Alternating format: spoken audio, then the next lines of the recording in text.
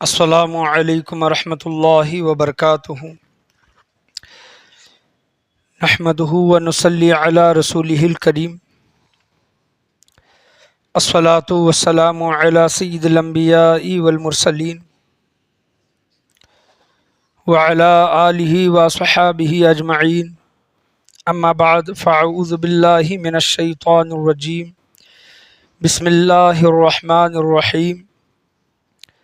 قل هل يستوي الذين يعلمون والذين لا يعلمون صدق اللہ ومولانا رسولہ النبی الامین المکین الکریم وعلی آلہ الشاہدین والشاکرین والحمد للہ رب العالمین۔ آئیے ہم اور آپ مل کر اپنی غلامی کا ثبوت دیتے ہوئے سب سے پہلے گنبد خضرا میں آرام فرمانے والے آقا حضور تاجدار مدینہ سرور و قلب و سینہ جناب احمد مجتبیٰ محمد مصطفیٰ صلی اللہ علیہ وسلم کی بارگاہ گہربار میں درود و سلام کا ہدیہ نچھاور کریں۔ پڑھیے باواز بلند، اللہم صلی علی محمد وعلی آل محمد وبارک سلم صلی علیہ، الصلاۃ والسلام علیک یا رسول اللہ صلی اللہ علیہ وسلم۔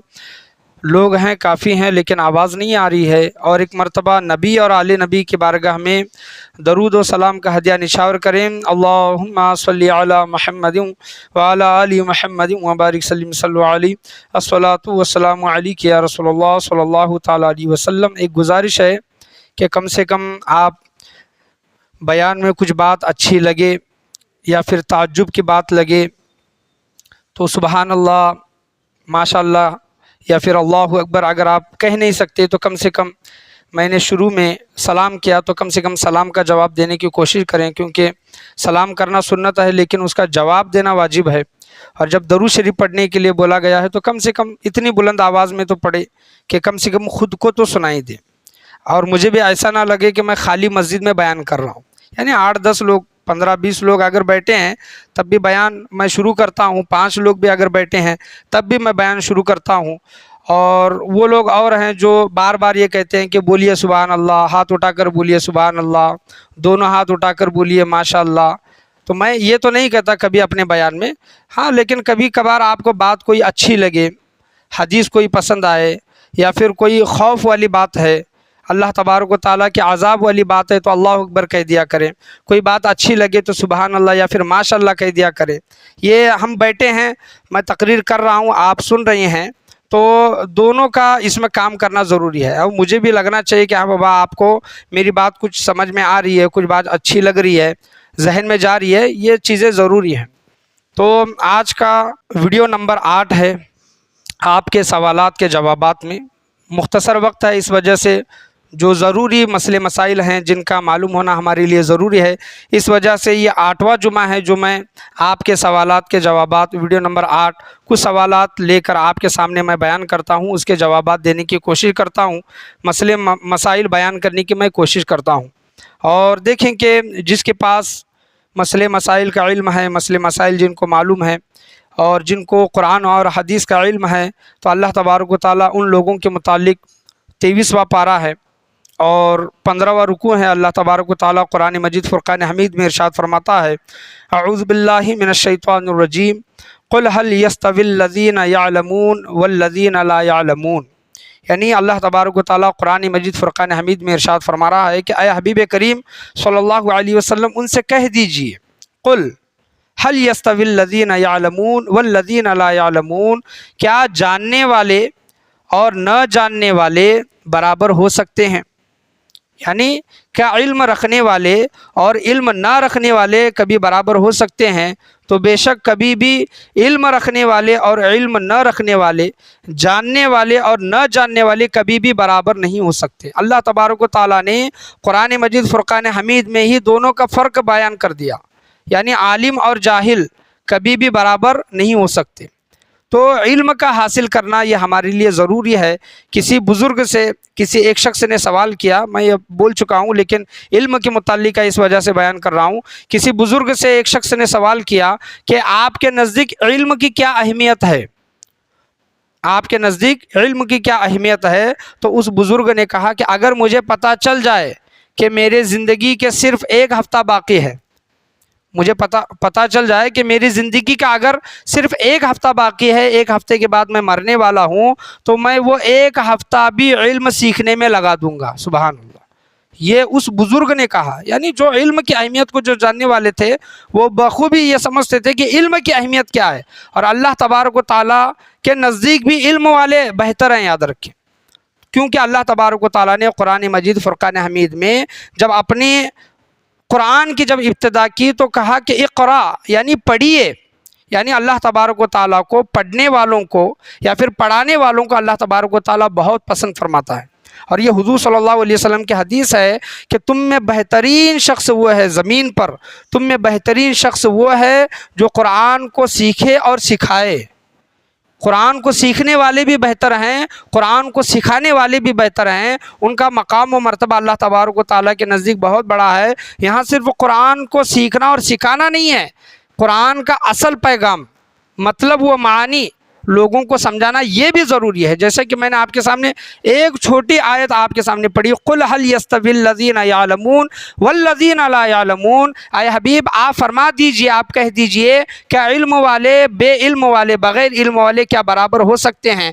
جاننے والے نہ جاننے والے کیا برابر ہو سکتے ہیں؟ تو ہرگز کبھی بھی وہ برابر نہیں ہو سکتے۔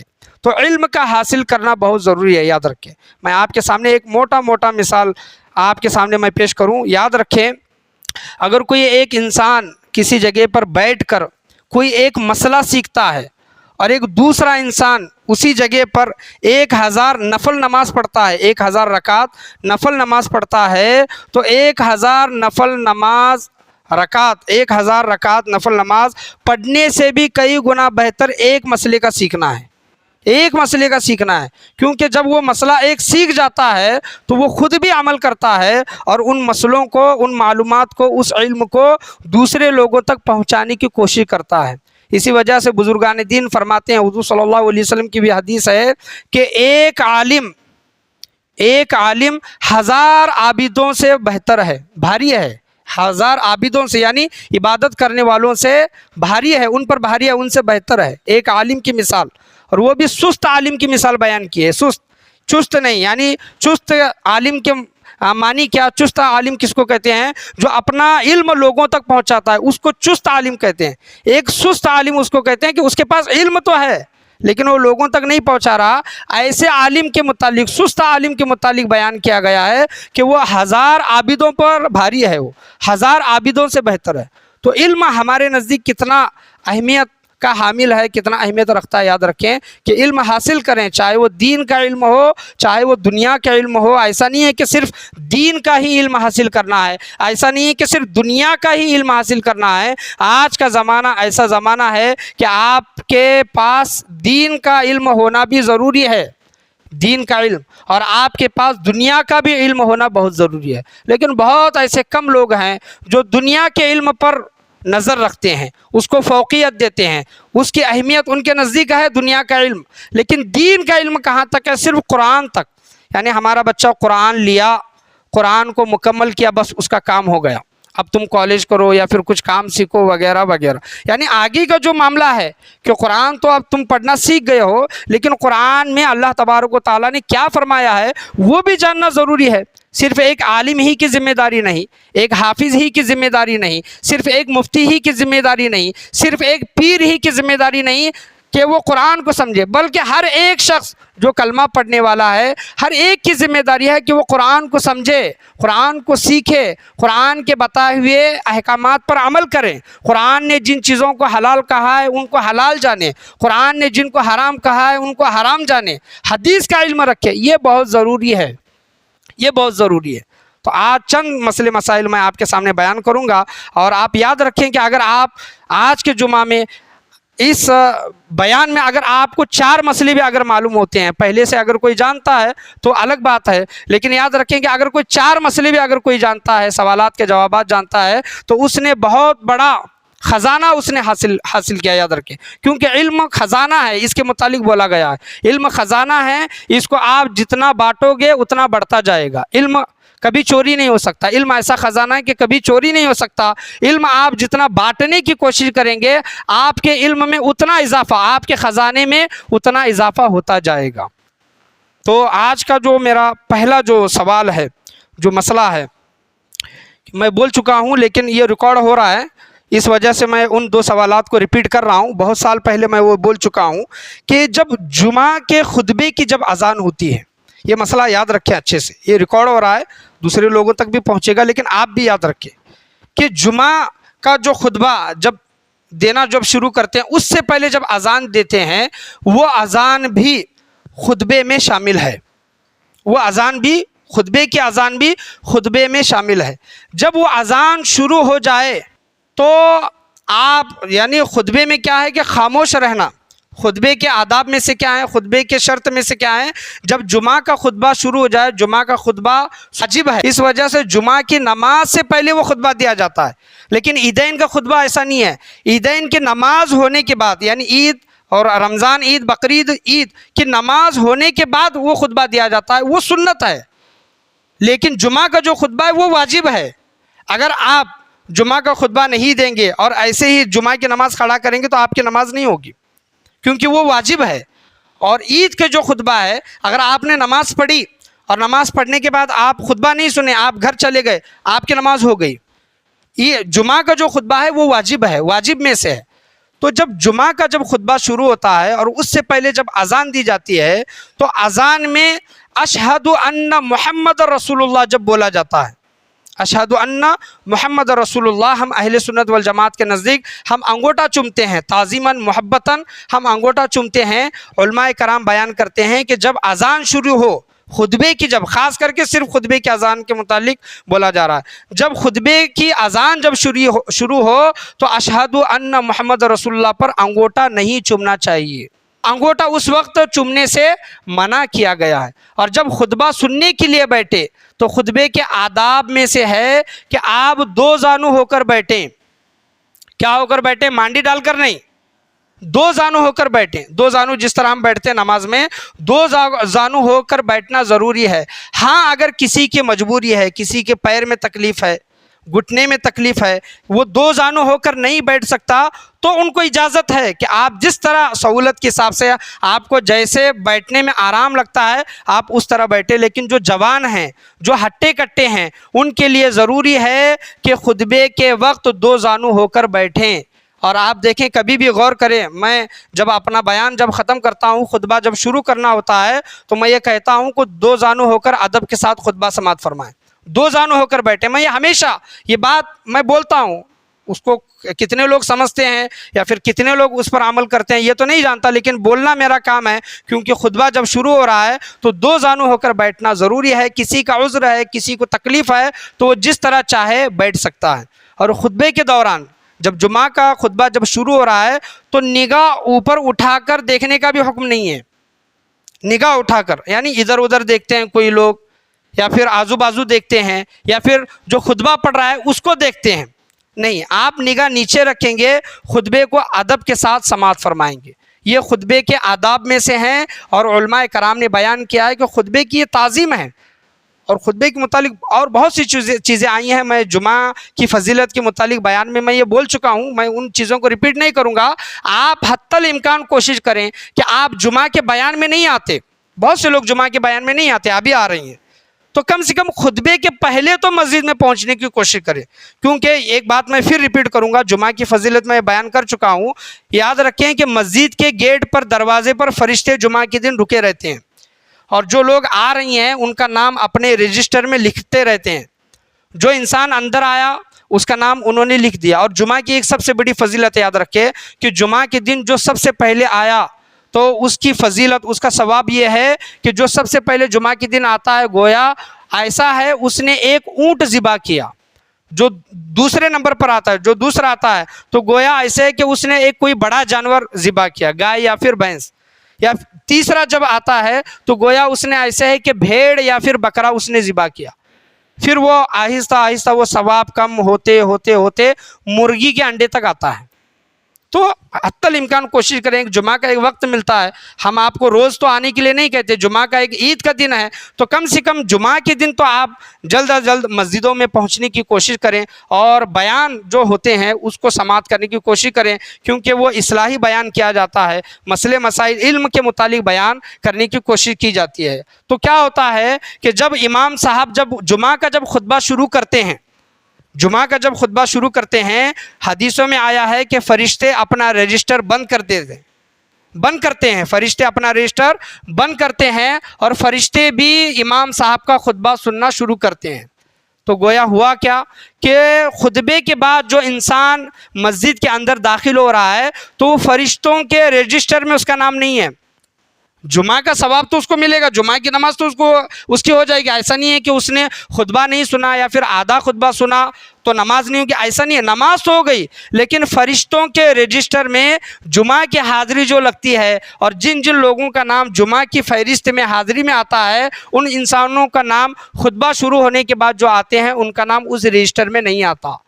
لوگوں کو پتہ ہے یہ چیزیں، میرے خیال سے ہر مسجد میں ہر امام صاحب، حافظ صاحب، خطیب صاحب بولتے ہیں، لیکن پھر بھی جمعہ کی خطبے کی اہمیت ہمارے نزدیک کچھ بھی نہیں ہے۔ یہ آداب میں سے ہیں، چند مسئلے مسائل تھے جمعہ کے خطبے کے متعلق جو میں نے آپ کے سامنے بیان کیے ہیں، تو ان چیزوں پر عمل کرنے کی کوشش کریں۔ اور ایک گناہ ہے ہم جو کرتے ہیں، جانے میں کرتے ہیں یا پھر انجانے میں کرتے ہیں، معلوم ہے یا پھر نہیں معلوم ہے، ایک گناہ ہے جو ہم سے ہوتا ہے، کسی کو معلوم ہے کسی کو نہیں۔ ہم موبائل یوز کرتے ہیں، موبائل ہر ایک کے پاس ہے، اور موبائل پر حتی الامکان لوگوں کے اگر موبائل میں اگر رنگ ٹون دیکھیں گے، ہیلو ٹیون اگر دیکھیں گے تو 100 میں سے 70% سمجھ لیں یا پھر 50% سمجھ لیں کہ ان کے موبائل میں ہیلو ٹیون رہتا ہے۔ ہیلو ٹیون یعنی وہ ہیلو ٹیون کوئی قوالی یا پھر نعت، کوئی اللہ تبارک و تعالیٰ کا ذکر و اذکار نہیں رہتا، بلکہ کوئی گانا رہتا ہے، گانا کوئی سانگ رہتا ہے۔ اور جو انسان اس کو فون لگا رہا ہے، جس نے ہیلو ٹون رکھی ہے، ہو سکتا ہے کسی نے جان بوجھ کر جانتے ہوئے رکھی ہے، کسی نے غلطی سے وہ رکھا ہے، یا پھر کمپنی کی طرف سے وہ آٹومیٹک ہو جاتا ہے، وہ چیزیں بات کی ہے، لیکن میں آپ کے سامنے بیان کر رہا ہوں۔ جو انسان ہیلو ٹیون سانگ رکھتا ہے، گانا رکھتا ہے، یاد رکھیں کہ وہ جتنے دن اس نے ہیلو ٹیون رکھا ہے اور جتنے لوگ اس کو فون لگا رہے ہیں اور فون لگاتے وقت وہ گانا بج رہا ہے اور وہ انسان گانا سن رہا ہے، یاد رکھیں کہ وہ گناہ اس شخص کے نامہ اعمال میں لکھا جائے گا جس نے وہ ہیلو ٹیون رکھی ہے، گانا رکھا ہے، گانا پسند آتا ہے، اس کے بول وغیرہ پسند آتے ہیں، لوگ رکھ لیتے ہیں۔ یاد رکھیں کہ یہ سخت ناجائز ہے، آپ جانے میں انجانے میں ایک گناہ جاریہ کا کام کر رہی ہیں۔ کیا کر رہے ہیں؟ گناہ جاریہ، ثواب جاریہ نہیں۔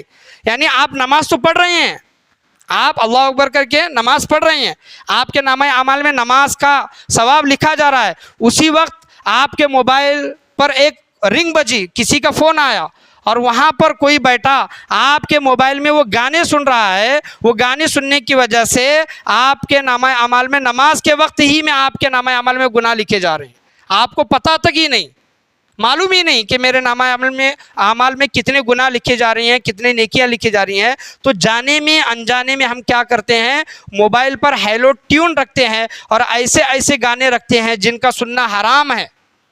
حرام یعنی ایسے گانے جو کفریاں ہیں، خدا کے شان میں گستاخیاں کرتے ہیں، اسلام کے شان میں گستاخیاں کرتے ہیں، ایسے گانے بھی ہم رکھتے ہیں۔ تو یاد رکھیں کہ گناہ کے مرتکب ہیں، یہ گناہ جاریہ ہے۔ جب تک وہ ہیلو ٹیون رہے گی، جب تک آپ کو لوگ فون لگاتے رہیں گے، فون لگانے کی وجہ سے وہ گانا ان کو سنائی دیتا جا رہا ہوگا، تو ان کو گناہ ملے یا نہ ملے، یعنی اگر وہ شوق کے ساتھ وہ سانگ کو سن رہا ہے اور اس کو اچھا لگ رہا ہے، وہ بار بار سن رہا ہے، تو اس کو بھی گناہ ملا، اور وہ اس کو گناہ ملنے کی وجہ سے آپ کے نامہ اعمال میں بھی وہ گناہ لکھا جائے گا۔ یاد رکھیں، ابھی تو کچھ پتہ نہیں چلے گا کہ ہمارے نامہ اعمال میں کتنے گناہ ہیں، کتنے نیکیاں ہیں، ہم نے کتنا ثواب کمایا ہے، کتنا گناہ کمایا ہے، لیکن قبر ایک ایسی منزل ہے، وہاں پر ہر ایک کا حساب و کتاب ہوگا، ذرے ذرے کا حساب و کتاب ہوگا۔ سورہ زلزال میں اللہ نے فرمایا ہے فَمَن يَعْمَلْ مِثْقَالَ ذَرَّةٍ خَيْرًا يَرَهُ وَمَن يَعْمَلْ مِثْقَالَ ذَرَّةٍ شَرًّا يَرَهُ، یعنی اگر تم نے ذرہ برابر بھی نیکی کی ہوگی وہ بھی سامنے آئے گی، اگر ذرہ برابر گناہ کیا ہوگا تو وہ بھی سامنے آئے گا۔ تو کسی گناہ کو چھوٹا یا پھر معمولی نہ سمجھیں، ہم یہ جو آپ کے سامنے بیان کر رہے ہیں ہیلو ٹون کے متعلق، بہت سے لوگوں کے موبائل پر اگر ہوگا تو اس کو کینسل کر دے. آپ اللہ تبارک و تعالیٰ کا ذکر و اذکار لگائیں، کچھ اور لگائیں جس سے گناہ نہ بڑھتا ہو. آپ گناہ کے مرتکب کیوں ہو رہے ہیں اور دوسروں کو کیوں گناہ میں اس میں مبتلا کر رہے ہیں؟ تو اس سے بچنے کی کوشش کریں، ان چیزوں پر عمل کرنے کی کوشش کریں. اور ایک دوسرا معاملہ یہ ہے، بہت لوگ نہیں لیکن کم لوگ ہیں کہ فرض نماز ہونے کے بعد، فرض نماز جب ہوتی ہے، فرض نماز ہونے کے بعد لوگ دعا کیے بغیر اٹھ کر چلے جانے لگتے ہیں. یہ معاملہ مجھے اب تک نہیں سمجھ میں آیا کہ ایسی بھی کیا جلدی ہے کہ نماز تو آپ نے پڑھی، اور نماز پڑھنے کے بعد جو فرض نماز کے بعد جو دعا کی جو اہمیت ہے، میں ثانی دعا یعنی دوسری دعا کے متعلق نہیں بول رہا، پہلی دعا کے متعلق جو فضیلت جس کی اہمیت آئی ہے کہ پہلی دعا میں شامل رہیں، اللہ کی بارگاہ میں دعا کریں، امام کے ساتھ آمین کہیں. یاد رکھیں کہ اگر 40 لوگ مسجد میں ہیں، حدیثوں میں آیا ہے، علماء کرام بیان کرتے ہیں کہ 40 لوگ مسجد میں ہیں تو 40 میں سے کوئی ایک انسان ایسا ہوتا ہے جو اللہ کا ولی ہوتا ہے. اللہ کا ولی ہم اور آپ نہیں جانتے. اللہ تبارک و تعالیٰ اس 40 انسانوں میں سے ایک جو اس کا ولی جو ہوتا ہے، اس ولی کی وجہ سے، اس ولی کے آمین کی وجہ سے تمام لوگوں کی دعاؤں کو قبول کرتا ہے. وہ کون ہے ہم اور آپ نہیں جانتے، کیونکہ ولی چھپے ہوئے ہوتے ہیں. تو یہ فرض نماز کے بعد جو دعا مانگی جاتی ہے، کچھ لوگ فوراً اٹھ کر چلے جاتے ہیں. گویا ایسا ہی ہے کہ آپ نے کام تو کیا، کیا کیا؟ آپ نے مزدوری کی آپ نے مزدوری کی، اور لیکن جو مزدوری کی جو رقم جو لینی ہے، مزدوری جو لینی ہے، آپ نے کام تو کیا، جو مزدوری لینی ہے وہ آپ نے مزدوری نہیں لی. گویا ایسا ہی ہے کہ آپ نے نماز تو پڑھی لیکن اللہ کی بارگاہ میں دعا نہیں کی کہ اے باری تعالیٰ میں نے جو نماز پڑھی ہے وہ میری نماز کو قبول فرما. یہ ہم نے دعا نہیں کی. ان لوگوں پر تعجب ہوتا ہے. کم سے کم آپ 2 دعاؤں میں شامل نہیں رہتے، پہلی دعا یا پھر دوسری دعا میں شامل نہیں رہتے. چلے گا، اس میں کوئی زور زبردستی نہیں ہے کہ دوسری دعا میں بیٹھ کر آپ دوسری دعا ہی کرو. اگر آپ کرناٹک کی طرف چلے جائیں، گلبرگہ وغیرہ، تو صرف نمازوں میں، سنی مسجدوں میں پہلی دعا ہوتی ہے. اب اگر آپ اس طرف پونا وغیرہ چلے جائیں تو کچھ مسجدیں ایسی ہیں، سنی مسجدیں، صرف پہلی دعا ہوتی ہے، ثانی دعا نہیں ہوتی. لیکن جہاں پر ایک رواج ہے کہ دعا تو مانگنا کوئی ناجائز اور حرام تو نہیں ہے. چاہے آپ اکیلے مانگے یا پھر مسجد میں مانگے، گھر میں مانگے، دعا تو آپ کبھی بھی مانگ سکتے ہیں. جہاں پر دوسری دعا کا رواج ہے وہاں پر مانگ سکتے ہیں، جہاں پر نہیں ہے وہ الگ بات ہے. آپ اگر دوسری دعا میں شرکت نہیں فرماتے کوئی مسئلہ نہیں، کم سے کم پہلی دعا میں تو شرکت فرمانے کی کوشش کریں، اس میں امام کے ساتھ آمین کہنے کی تو کوشش کریں. یہاں پر دیکھا یہ جاتا ہے، میں نمازوں میں دعاؤں میں غور کرتا ہوں، دعا مانگی جا رہی ہے، صرف 2-4 لوگ آمین کہتے ہیں. باقی لوگوں کو ضرورت نہیں ہے کیا؟ باقی لوگوں کی دعا قبول ہونا ضروری نہیں ہے کیا؟ تو آمین یہ زور سے کہیں. آپ کے آمین اور فرشتوں کے آمین مل جانی چاہیے، کیونکہ آپ کے ساتھ فرشتے بھی مسجد میں رہتے ہیں، وہ بھی دعاؤں میں شامل رہتے ہیں، وہ بھی آمین کہتے ہیں. تو ان کے ساتھ اپنی آمین جوڑنے کی کوشش کریں. کچھ مسئلے مسائل انشاءاللہ رہتے ہیں، اس کو آنے والے جمعہ میں بیان کرنے کی کوشش کی جائے گی. عورتوں کے متعلق بھی بہت سے ایسے مسئلے مسائل ہیں ناپاکی وغیرہ کے، انشاءاللہ وہ آنے والے جمعہ میں بیان کرنے کی کوشش کی جائے گی. اور میرا ایسا ایک ارادہ ہے کہ وضو کے فرائض، وضو کی سنتیں، غسل کے فرائض، غسل کی سنتیں، نماز کا طریقہ، انشاءاللہ یہ جو بہت ضروری بیسک چیزیں ہیں، انشاءاللہ ایک ڈیٹیل میں بات کرنے کی کوشش کی جائے گی کہ وضو میں کیا کیا غلطیاں ہوتی ہیں جو نہیں ہونی چاہیے، غسل میں کیا کیا غلطیاں ہوتی ہیں جو نہیں ہونی چاہیے. انشاءاللہ ایک تفصیل سے بیان وہ کرنے کی کوشش کی جائے گی. اللہ کی بارگاہ میں یہی دعا ہے، اللہ تبارک و تعالی ہم تمام لوگوں کو بولنے سننے سے زیادہ اس پر عمل کرنے کی توفیق عطا فرمائے. آج کے خطاب میں، آج کے بیان میں، بولنے میں، سننے میں، سمجھنے میں یا پھر سمجھانے میں کسی بھی قسم کی غلطی، کمی بیشی، کوتاہی، خامی، بھول چوک ہوئی ہو، اللہ تبارک و تعالی اپنے فضل و کرم سے اسے معاف عطا فرمائے. بولنے سننے سے زیادہ اس پر عمل کرنے کی توفیق عطا فرمائے. یاد رکھیں کہ علم کا حاصل کرنا بہت ضروری ہے، چاہے وہ دین کا ہو یا پھر دنیا کا ہو، کیونکہ بغیر علم والے جاہل اور عالم کبھی بھی برابر نہیں ہو سکتے. تو آپ کو جہاں سے علم ملتا ہے حاصل کرنے کی کوشش کریں، اس پر عمل کرنے کی کوشش کریں. علم والے بنے، بے علم بنے، جاہل نہ بنے، علم والے بنے اور اس علم کو دوسرے لوگوں تک، اپنے گھر والوں تک پہنچانے کی کوشش کریں. لا الہ الا اللہ محمد رسول اللہ صلی اللہ علیہ وسلم. وآخر دعوانا ان الحمد للہ رب العالمین.